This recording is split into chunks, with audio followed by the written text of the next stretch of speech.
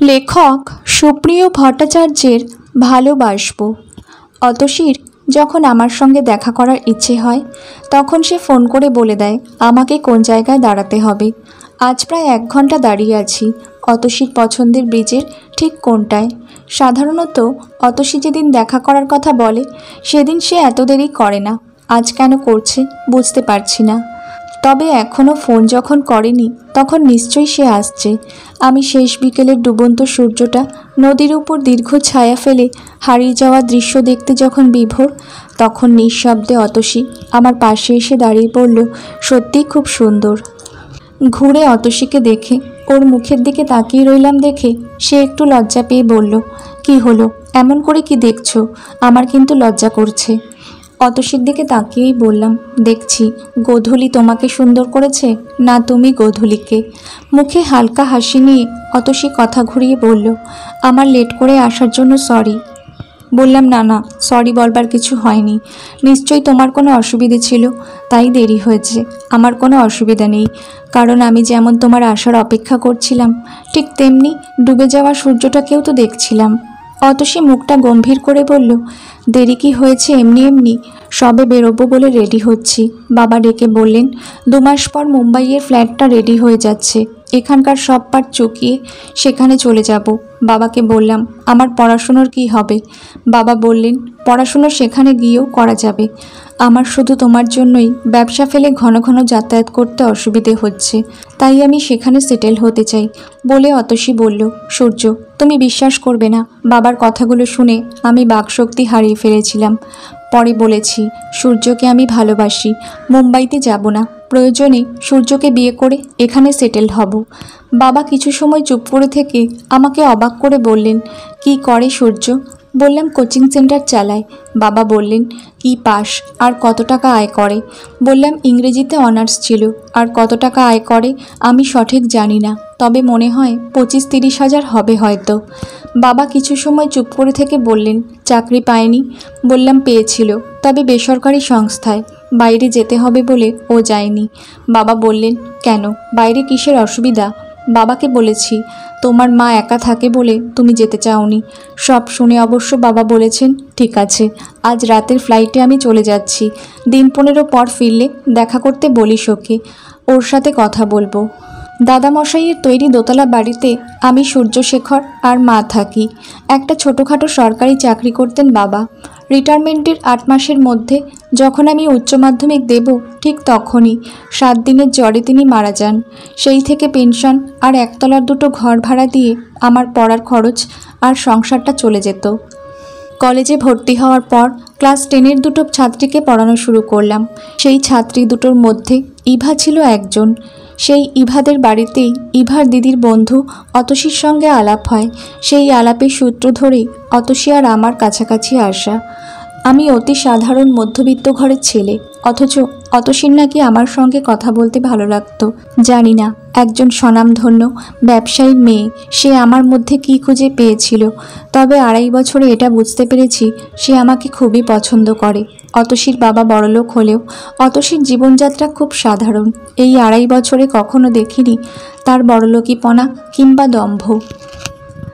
তাই প্রতি মুহূর্তে আমি চেষ্টা করি তার প্রাপ্য মর্যাদা আর সম্মানটা দেওয়ার। অতসী মাঝে মধ্যে আমাদের বাড়িতেও আসে, ঘন্টার পর ঘন্টা থাকে, মার সাথে গল্প করে, তারপর হয়তো কোনো একদিন মায়ের হাতের রান্না খেয়ে সে চলে যায়। অতসীর মুখেই শুনেছি তার যখন 8 বছর বয়স তখন সে তার মাকে হারায়। আস্তে আস্তে অন্ধকার নেমে আসছে, রাস্তায় আলোগুলোও জ্বলে গেছে। অতসীর মনটা ভালো করার জন্য বললাম, চলো আজ তোমাকে তোমার ফেভারিট দই ফুচকা খাওয়াই। অতসী একটু হাসলো, তারপর বলল, মুড নেই, ভালো লাগছে না, তার থেকে চলো তোমার বাড়ি যাই, সেখানে তোমার মায়ের সাথে তোমার সাথে কথা বললে ওই ফুচকার থেকেও আমার অনেক ভালো লাগবে। ঠিক আছে চলো বলে বললাম, তাহলে কটা চপ আর মুড়ি কিনে নিই, কোচিংয়ে যাওয়ার আগে চা সহকারে সন্ধ্যের টিফিনটা কিন্তু খারাপ হবে না। মুড়ি আর চপ খেতে খেতে হাত ঘড়ির দিকে তাকিয়ে দেখি 6:45 বাজে। মাকে বললাম, তোমরা গল্প করো, আমার আবার কোচিংয়ে যেতে হবে, রেডি হয়ে নিই বলে আমার ঘরে এসে প্যান্ট শার্ট পাল্টিয়ে কোচিংয়ে যাওয়ার জন্য তৈরি হচ্ছি। অতসী দরজায় নক করে ঘরে ঢুকতে ঢুকতে বলল, যতবার ঘরটা গোছাই ততবারই সব ছড়িয়ে ছিটিয়ে রাখো। পড়াশুনো অনেকেই করে, কিন্তু তোমার মতো এমন কেউ ছড়িয়ে ছিটিয়ে রাখে না। তুমি কি খুব বেশি পড়াশোনা করো? বলতে বলতে চেয়ার থেকে বইগুলো তুলে টেবিলে গুছিয়ে রেখে চেয়ারে বসলো। বললাম, আগে পড়তাম, এখন পেপার ব্যাগ পড়ি। অতসী বলল, ওটা পড়া না। বললাম, হ্যাঁ পড়া, তবে ফ্যান্টাসি পড়া। অতসী বলল, ফ্যান্টাসি না, বলো ক্লাসিক, বাস্তব। বললাম, কষ্টেরও বটে। অতসী বলল, যেমন? বললাম, তোমার মুড কিন্তু খারাপ হয়ে যেতে পারে। অতসী ভ্রু কুঁচকিয়ে বলল, তোমার গল্পের মধ্যেও তো আবার গল্প থাকে। বলে একটু থেমে বলল, বলো শুনি। হাত ঘড়ির দিকে একবার তাকিয়ে সময়টা দেখে নিয়ে বিছানার এক কোণায় বসে বললাম, আমার কিন্তু দেরি হয়ে যাবে, সংক্ষেপে বলো। বলে অতসী বলল, 2-5 মিনিট দেরি হলে কোনো অসুবিধা হবে না, তুমি বলো। ঠিক আছে, তাহলে সংক্ষেপে একটা গল্প বলি। বলে বলতে লাগলাম, রাজপুত্রের লোভে সিন্ডারেলা মায়ের খপ্পর থেকে পালিয়ে যাওয়ার স্মৃতি কিন্তু খুব একটা সুখকর ছিল না। কিংবা সুকান্তের সেই মোড়ক, যে কিনা খাবারের লোভে প্রাসাদে ঢুকে পড়েছিল। অতসী চেয়ার থেকে উঠে আমার চোখে চোখ রেখে বলল, কি বলতে চাইছো তুমি? বিছানার কোণা থেকেই আমিও উঠে কয়েক সেকেন্ড চুপ করে থেকে বললাম, আসলে ভালো খাবারের লোভে মোড়কটা রাজপ্রাসাদে ঢুকে পড়েছিল। শেষে তাকেই কেটে খাবারের টেবিলে পরিবেশন করা হয়েছিল। অতসী স্থির দৃষ্টিতে আমার দিকে তাকিয়ে থেকে বলল, তুমি কি আমাকে কিছু মিন করছো? মাথা নাড়িয়ে বললাম, একদমই না। হ্যাঁ, তুমি আমাকেই মিন করছো, আমি বড়লোক বাবার মেয়ে বলে। সে বলল, দেখো সূর্য, না আমি সিন্ডারেলা, না তুমি মোড়ক। বললাম, তাহলে আমি কে অতসী? সে বলল, তুমি সূর্য। বললাম, সূর্য কি? সে মানুষ। বলে বলল, দেখো, আমি তোমার মতো অত জানি না, তবে একজন বিজনেসম্যানের মেয়ে হয়ে অঙ্কটা আমি ভালো বুঝি। বললাম, অঙ্কটা কি? সে বলল, 0 দিয়ে যদি কোনো সংখ্যাকে গুণ করো তাহলে ফলাফল 0 হবে, আর যদি 0 দিয়ে কোনো সংখ্যাকে ভাগ করো তা হবে অসীম। বলেই বলল, আমি তোমার মাঝে আমাকে ভাগ করতে চাই। হেসে বললাম, তুমি কি আমাকে এই কথাটাই বলবে বলে এসেছিলে? সে অস্থির হয়ে বলল, সেটা জানি না, তবে আমার বোধ হয় এখন যাওয়াই ভালো। বললাম, আমারও দেরি হয়ে যাচ্ছে। সে বলল, বাবার কথা বলেছি বলে কথাগুলো বলছো? না বলে বললাম, তোমাদের ক্লাসে ওঠা অনেক কষ্টের। অতসী চলে যাওয়ার জন্য পা বাড়িয়ে বলল, উপরে আমি তোমাকে তুলবই। কথাটা শুনে আমার কেন জানি হঠাৎই হাসি পেল। আমি হাসছি দেখে অতসী ঘুরে দাঁড়ালে বললাম, চর মারবে? এক দৃষ্টিতে সে আমার দিকে তাকিয়ে থাকলো। দেখছি তার 2 চোখের কোণা দিয়ে জল গড়িয়ে পড়ছে, তবুও মুখে হাসি নিয়ে আমার চোখে চোখ রেখে ভালোবাসবো বলে সিঁড়ি দিয়ে নিচে নেমে গেল। আমি তার চোখের জল আর শেষের কথাটা শুনে চুপ করে দাঁড়িয়ে রইলাম। 15 দিন পর অতসী ফোন করে বলল, আজ আমি তার বাবার সাথে দেখা করতে পারবো কি না। অতসীকে জিজ্ঞাসা করেছিলাম কখন যেতে হবে। অতসী যখন বলল বিকেলের দিকে এলে ভালো হয়, তখন আমি বলে দিলাম, ঠিক আছে, বিকালেই যাব। বিকালে অতসীদের বাড়িতে যখন এলাম, অতসী আমাকে তাদের ডাইনিং হলে বসতে বলে বাবাকে ডাকতে গেল। আমি ডাইনিং হলটার দেওয়ালে বড় বড় অয়েল পেন্টিং করা ছবিগুলোর দিকে তাকিয়ে দেখছিলাম আর ভাবছিলাম, ছবিগুলো যেন একদম জীবন্ত। একটা ছবির দিকে স্থির দৃষ্টিতে তাকিয়ে যখন দেখছি, তখন পিছন থেকে অতসী বলল, উনি আমার মা। আমি পিছন ফিরে দেখি অতসী আর অতসীর বাবা দাঁড়িয়ে আছে। অতসীর বাবা আমাকে বসতে বলে নিজে অতসীর মায়ের ছবির ঠিক নিচে বসে আমাকে জিজ্ঞাসা করলেন, তোমার নাম কি? আমি অতসীর বাবার উল্টো দিকের সোফায় বসে বললাম, সূর্যশেখর রায়। অতসীর বাবা আমাকে ব্যবসায়িক দৃষ্টিতে লক্ষ্য করতে করতে মেয়েকে বললেন, ওর জন্য কিছু খাবার নিয়ে আয়। অতসী আমার দিকে তাকিয়ে হেসে ঘরের ভিতরে চলে গেল। অতসীর বাবা আমার দিকে ফিরে বললেন, কত টাকা হলে তুমি আমার মেয়েকে ছেড়ে দেবে? হঠাৎ এরকম একটা কথাতে হকচকিয়ে গিয়ে বললাম, কি বলছেন স্যার আপনি? অতসীর বাবা কোনো রকম রাগঢাক না রেখে বেশ গম্ভীর গলায় রাগের সঙ্গে বলতে লাগলেন, তোমার মতো একটা ছেলে আমার মেয়েকে প্রেমের জালে কেন ফাঁসিয়েছ সেটা মনে করেছো আমি বুঝতে পারছি না। বলে অতসীর বাবা বলতে লাগলেন, আমি খুব ভালো করেই জানি তুমি আমার মেয়েকে না টাকাকে ভালোবেসেছ। বলো কত টাকা তোমার লাগবে? আমি অতসীর বাবাকে দেখছি আর ভাবছি টাকার বড়লোক যারা তারা সবাইকে টাকা দিয়েই বিচার করে। সোফা থেকে উঠে অতসীর বাবাকে বললাম, বাড়িতে ডেকে এনে এভাবে অপমান না করলেও পারতেন। আপনি ব্যবসাদার মানুষ বলে সব কিছু ব্যবসায়িক দৃষ্টিতে দেখেন, কিন্তু এখানে আপনি একটু ভুল করে ফেলেছেন। আমাদের ভালোবাসাটা যে ঠিক ব্যবসায়িক না সেটা হয়তো আপনি বুঝতে পারেননি। বলে চলে যাওয়ার জন্য পা বাড়িয়ে যেই বলেছি আমি ভালোবাসা বিক্রি করতে আসিনি, সঙ্গে সঙ্গে অতসীর বাবা হাসতে হাসতে বললেন, ওয়েল ডান বয়, আমি তোমাকে পরীক্ষা করছিলাম। দেখলাম ঠিক তখনই অতসী একটা ট্রেতে করে মিষ্টি স্ন্যাক্স আর 3 কাপ কফি নিয়ে ঘরে ঢুকলো। অতসী ঘরে ঢুকেই বলল, কি হলো সূর্য, তুমি দাঁড়িয়ে কেন? আমার বলার আগে অতসীর বাবাই বললেন, দেওয়ালে টানানো অয়েল পেন্টিংগুলো ও খুঁটিয়ে খুঁটিয়ে দেখছে। অতসী ট্রে থেকে কফির কাপ 3টে নামিয়ে আমাকে বসতে বলে বলল, এদিককার ছবিগুলো আমার ঠাকুরদা আর ঠাকুমার। সেদিন অতসীর বাবা মেয়ের সামনে আর কোনো উল্টোপাল্টা কথা না বলে শেষ পর্যন্ত এটা মেনে নিলেন ঠিকই, তবে একটা শর্ত চাপিয়ে। শর্তটা ছিল, যেহেতু ওনার মান সম্মানের ব্যাপার, তাই আমি যেন কোনো বরযাত্রী না নিয়ে আসি, শুধু রেজিস্ট্রার আর ওনার নিজস্ব কিছু লোকজন থাকবে। তখন বলেছিলাম ঠিক আছে, আমি একাই আসবো। উনি বলেছিলেন, তাহলে আগামীকালই তোমাদের বিয়ে। আগামীকাল আমাদের বিয়ে শুনে অতসী খুব খুশি হয়েছিল, আমিও। আজ 2 বছর ধরে আমি অতসী মুম্বাই থেকে প্রতি গরমে এই শহরে আসছি শুধুমাত্র সূর্যকে খুঁজে বার করে জানতে কেন সে সেদিন বিয়ে করতে আসেনি। অর্ধেক রাত পর্যন্ত সেজে বসেছিলাম সূর্যর জন্য, অথচ সে কথা দিয়েও কথা রাখেনি। যে বাড়িতে সূর্যরা থাকতো সেটা বিক্রি করে দিয়ে তারা চলে গেছে।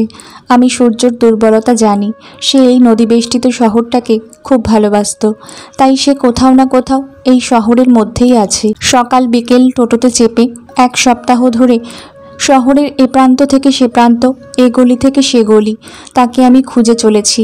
আগামীকাল আবার চলে যাব, তাই আজ শনিবার নদীর ওপারের কালী মন্দিরে গিয়েছিলাম মানত করতে, যাতে আমি সূর্যকে খুঁজে পাই। মন্দির থেকে ফিরছি, নিজের অজান্তেই চোখ চলে গেল আমি আর সূর্য ব্রিজের যে কোণটাতে এসে দাঁড়াতাম সেখানটায়। দেখলাম সূর্যের মতো একজন হাতে ওয়াকিং স্টিক নিয়ে ডুবন্ত সূর্যের দিকে তাকিয়ে আছে। টোটো চালাচ্ছিল যে ছেলেটি, তাকে দাঁড়াতে বলে গাড়ি থেকে নেমে আস্তে আস্তে এগোতে লাগলাম। একটু কাছে যেতেই আমার সারা শরীর থরথর করে কাঁপতে লাগলো। আগের থেকে সূর্য একটু রোগা হয়ে গেলেও চিনতে অসুবিধা হলো না।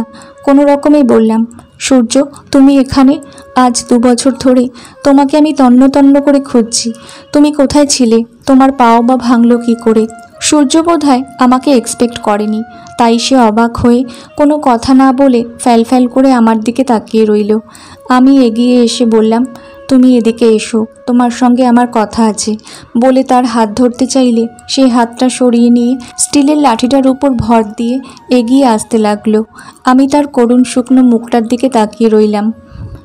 সে আমার সামনে এসে দাঁড়ালে তাকে বললাম, তোমার কাছে আমি একটা কথা শুধু জানতে চাই, সেদিন তুমি বিয়ে করতে আসোনি কেন? আমি জানতাম তুমি সৎ ছিলে, তাই তোমার কাছে সত্যি কথাটা জানতে চাই। সূর্য আমাকে ভালো করে লক্ষ্য করতে করতে বলল, আপনি কি সত্যিই কিছু জানেন না, নাকি না জানার ভান করছেন? সূর্যর মুখ থেকে এরকম কথা শুনে অবাক হওয়া সত্ত্বেও বললাম, সত্যিই আমি কিছু জানি না। সূর্য বলল, সত্যিটা কি, সেটা কি আপনি জানতে চান? বললাম, হ্যাঁ, সত্যিটাই জানতে চাই। সূর্য বলল, তাহলে এই রাস্তার উপর দাঁড়িয়ে শুনবেন না কোথাও বসে শুনবেন? বললাম, ঠিক আছে, রেস্টুরেন্টে চলো, সেখানে বসে শুনবো। 2টো চায়ের অর্ডার দিয়ে সূর্যকে বললাম, বাড়ি বিক্রি করে দিয়েছো? এই 2 বছরে নিশ্চয়ই বিয়েও করেছো।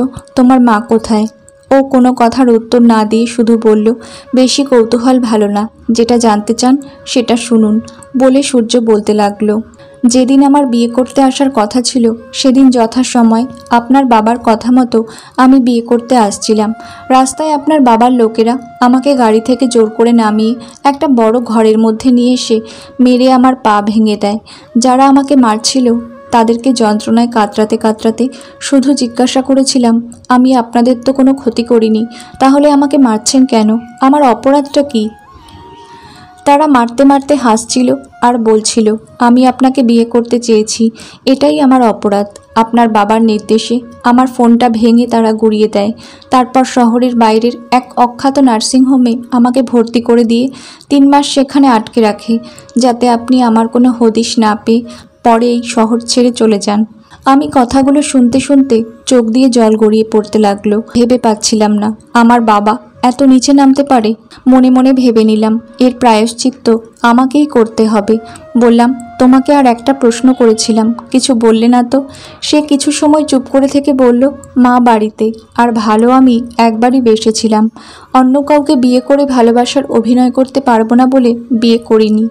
কিন্তু তোমরা এখন আছো কোথায়? বলে তার মুখের দিকে তাকিয়ে রইলাম। সে বলল, আপনার বাবা বলেছিলেন বাড়ি বিক্রি করে এলাকা ছেড়ে চলে না গেলে এবার আর পা ভাঙবেন না, জীবনটাই শেষ করে দেবেন। তাই ওই বাড়িটা বিক্রি করে নদীর ওপারে খেলার মাঠের পাশে একটা ছোট একতলা বাড়ি কিনে সেখানে মাকে নিয়ে থাকি। জিজ্ঞাসা করলাম, তুমি কি এখনও কোচিং করো? সূর্য না বলে বলল, হ্যান্ডিক্যাপ কোটায় স্কুলে একটা চাকরি পেয়েছি। সব অভিমান ফেলে দিয়ে তার হাত দুটো ধরে বললাম, তখন থেকে তুমি আমাকে আপনি আপনি করে বলছো কেন? আমাকে কি পর করে দিয়েছ?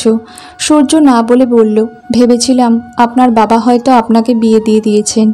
আস্তে আস্তে মাথা নাড়িয়ে বললাম, না সূর্য, ভালো আমি তোমাকে তোমার শিক্ষা দীক্ষাকে বেসেছিলাম, আজও বাসি।